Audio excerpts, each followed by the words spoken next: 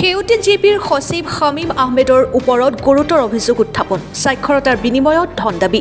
GP সচিবৰ ঘৰত গৃহবন্দী ৰাখি মজিবুৰ ৰহমানক প্ৰহাৰ শাৰীৰিক নিৰ্যাতন ধন মোবাইল চুৰি আৰক্ষীক গোচৰ ঘটনাৰ সবিশেষত জনা গৈছে যে 21 অক্টোবৰত জিপি সচিব শামীম আহমেদৰ ঘৰলৈ গৈছিল মজিবুৰ ৰহমান স্বাক্ষৰ ল'বলৈ কিন্তু চহী নিদিলে পিছত সচিবজনে ক'লে এখন কাগজত চহী দিলে 1000 টকা লাগিব এই কথা শুনি মজিবুৰ থতমত খালে জিপি সচিব খঙত মজিবুৰৰ লগত বেয়া আচৰণ আৰম্ভ কৰে আৰু পিছত ভয়ংকৰ ৰূপ ল'লে শামীমে মজিবুৰৰ বেগটো কাঢ়ি লৈ যায় য'ত আছিল মজিবুৰৰ CSPৰ 1,55,000 টকা আৰু মোবাইল ফোন অৱশেষত হতাশ হৈ বিহাৰা থানাত গোচৰ ৰুজু কৰে আজি সংবাদমেল পাতি তেওঁ কয় যে আগন্তুক 15 দিনৰ ভিতৰত সঠিক তদন্ত কৰি জিপিৰ সচিব শামীম আহমেদৰ লস্কৰৰ বিৰুদ্ধে ব্যৱস্থা গ্ৰহণৰ বাবে প্ৰশাসনৰ দৃষ্টি আকৰ্ষণ কৰে ব্যুৰো ৰিপৰ্ট অৰুণোদয় আসাম আমি মুজিবুর রহমান আমার বিহার মোহনপুর বাজার সেউতি পার্ট 3 এখানের মধ্যে একটা সিএসসি সেন্টার আছে এবং একটা ইলেকট্রিক্যাল দোকান আছে আমি অন্যান্য অনলাইন কাজ করি অনলাইনে কাজ করার লেগে বহুত সময় মানুষে পিএম কিষান অ্যাপ্লাই করে অনলাইন আমার কেন তে পিএম কিষান অ্যাপ্লাই করার পরে একটা ফর্ম অফলাইন আবার অফিসে পৌঁছাইতে লাগে তো মানুষে যারা কৃষক যারা আছেন এরা কোনো সময় দুই একটা আমার কাছে রাখিয়া যান গিয়া একটু জোর করিয়া বল করে তুই যান গিয়া আর গত মাসের 21/10/2024 ইংরেজি ওই দিন এর আগে একটা দিন পেপার মধ্যে আইছিল 26 তারিখ 26/10/2024 ইংরেজি যেগুলো অনলাইন ফর্ম অ্যাপ্লাই হয়েছে এগুলা যদি আবার ফিজিক্যালি নিয়ে অফিসে না জমা হয় সবগুলো বাতিল হইব আমি দেখলাম আমার কাছে কয়েকটা ফর্ম রয়ে গেছে তো গ্রাম সকলকে কইলাম ওরকম কয়েকটা রয়ে গেছে তাই কইলা আমার কাছে জমা দিলাম আর আইতে সময় সেক্রেটারি সিগনেচার লই আইও তো ও মানুষের উপকারে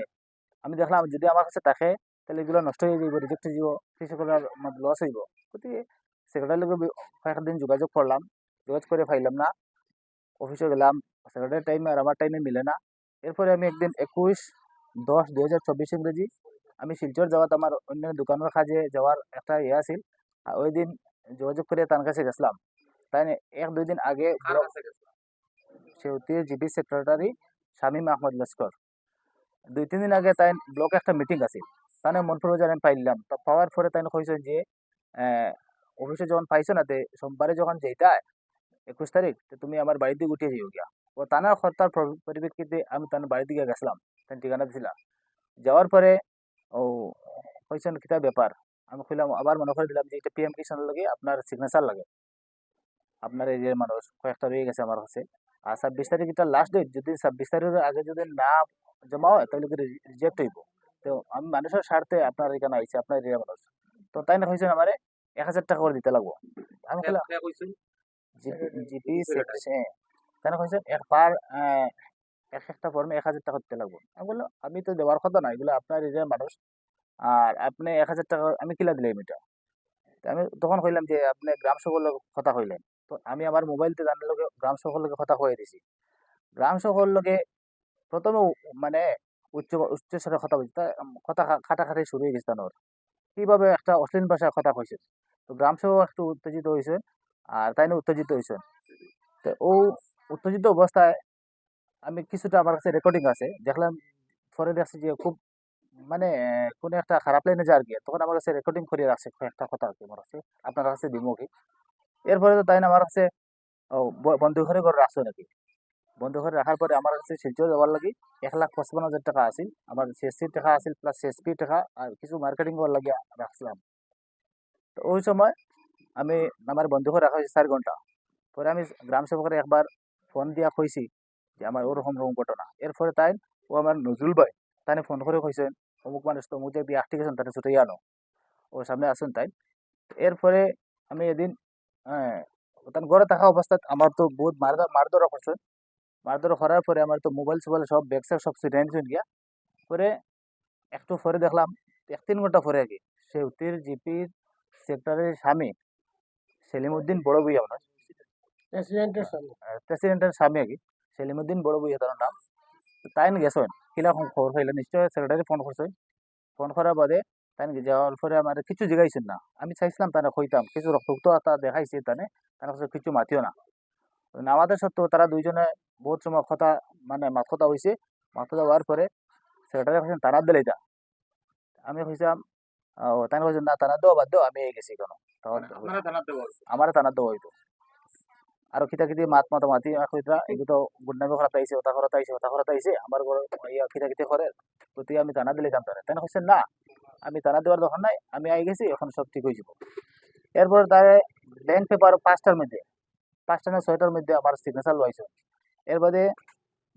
কাগজ কত আনিয়া কাগজের উপরে এরকম হাত লাগাইয়া আমার ফটো উঠাই লইছে। এর বাদে আমার বাইকও সহকারে আমার ফটো উঠাইছে উঠাইয়া ও সারছেন সেহেতু জিপি সেক্রেটারি। এরপরে তো আমি আইছি আমি তো এদিন মানসিকভাবে আহত আসলাম। এরপরে এদিন বিকালে গিয়া আমি বিহার থানাত গিয়ে একটা মামলা দায়ের করছি। মামলা দায়ের করার পরে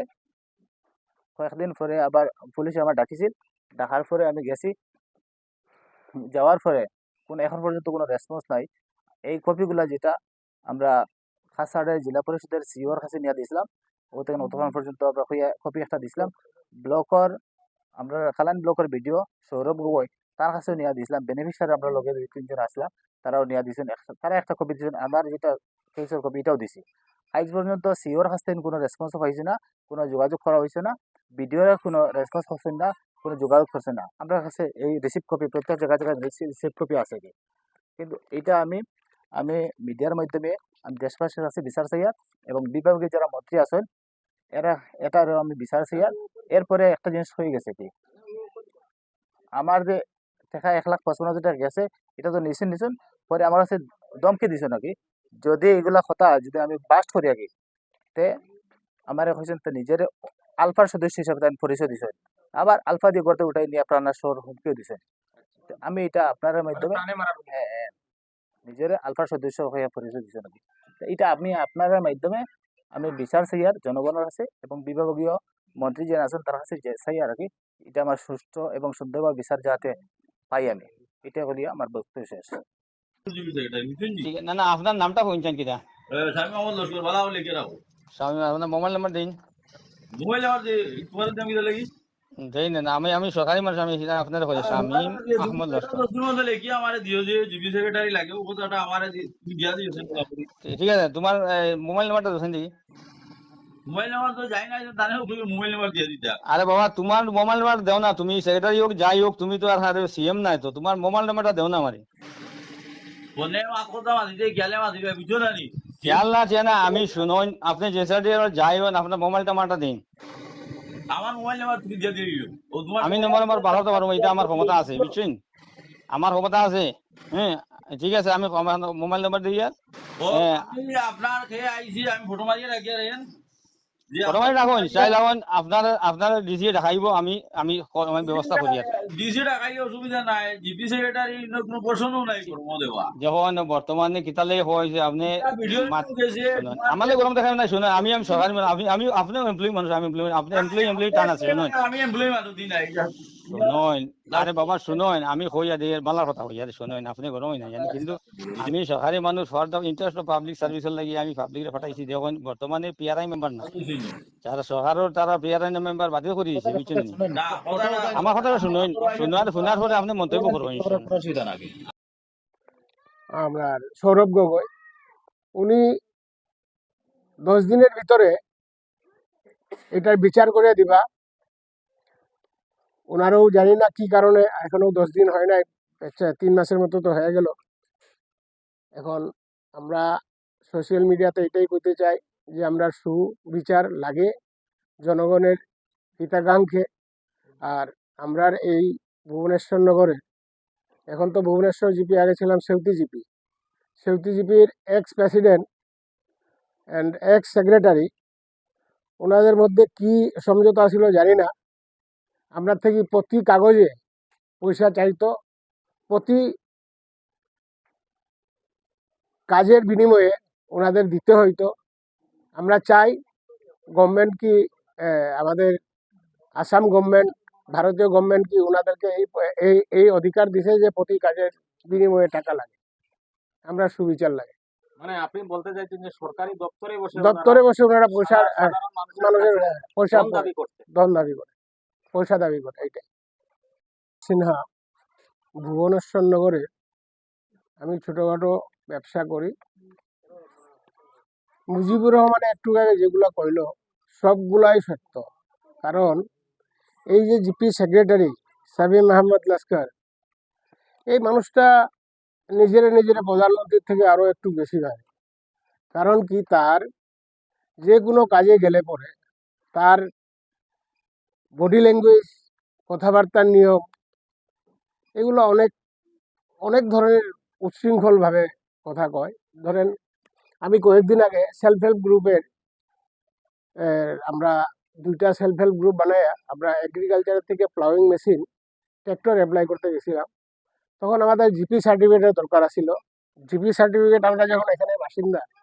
আমাদের তো জিপি সার্টিফিকেট ওইখানে দিতে হয়। আমি এখানের বাসিন্দা হিসাবে